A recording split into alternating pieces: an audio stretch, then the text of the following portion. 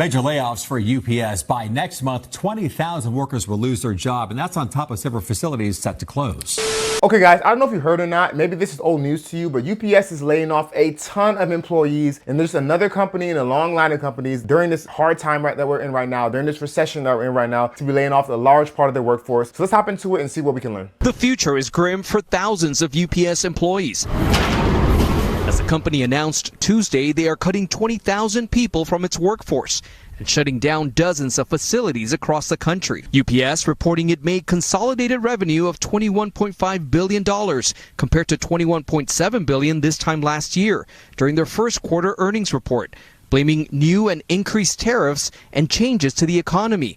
The company also reducing the number of packages they deliver for Amazon by more than 50% by the summer of 2026. UPS expected to reduce the company's estimated 490,000 employees by 20,000 positions in 2025 and close 73 leased and owned buildings by the end of June. And just so you understand more about how the tariffs are affecting UPS, let's see what Google says. It says UPS, a global shipping company, is affected by tariffs through the impact on international shipping costs and potential disruption to supply chains. So obviously that makes a lot of sense with what's going on with the tariffs with China, with the new administration, where regardless how you feel about the administration, it's causing a bit of a shakeup. So it's affecting UPS, and so because of that, they have to scale back because they've brought in less money. They also mentioned something about how they're no longer going to be shipping packages for Amazon. The two companies agreed to reduce volume of packages UPS handles for Amazon with a goal of more than a 50% reduction by mid-2026, as Amazon's business, while large, is not profitable. They're not making enough money for working with Amazon because Amazon's model is low cost. They work on very small margins, as you obviously know. So the small margins they're working on is not enough to work with that partnership for UPS. But that's not it. Do any of you guys remember this? UPS delivery drivers are now making $170,000 a year thanks to their union. Last month, UPS came to a tentative agreement with the Teamsters, the largest union in the country, over employee wages and benefits. The contract negotiations helped to boost the average full-time driver's compensation from $145,000 to $170,000 by the end of a 5-year period, including healthcare and other benefits, according to UPS's CEO. Part-time workers won a pay raise of around $21 an hour, and employees were awarded better working conditions like air conditioning. Before the deal was reached, union members were preparing to strike. The Teamsters say the agreement makes them the highest paid delivery drivers in the nation. So I wanted to remind you guys of that. Not too long ago, UPS made the news because they were paying their drivers a lot of money, as you just saw. Up to what, $170,000 a year? And no disrespect to UPS drivers or package handlers or deliverers at all.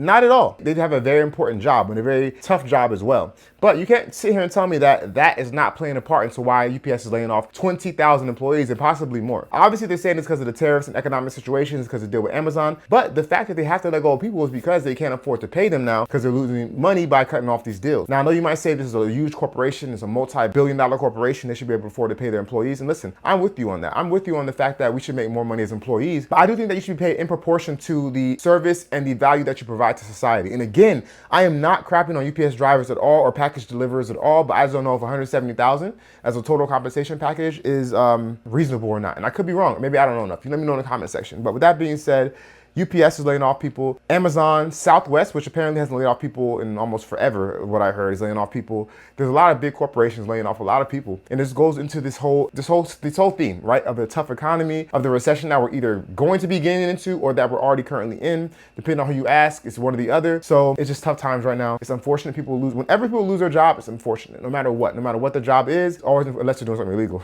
It's always bad to see someone lose their job. So I hope it's not the case for you. And with that being said, I really appreciate you for sticking around. If you made it this far in the video, feel free to give it a like and to subscribe if you feel so too inclined, because it helps with the algorithm, and I greatly appreciate it. And until next time, make smart financial decisions.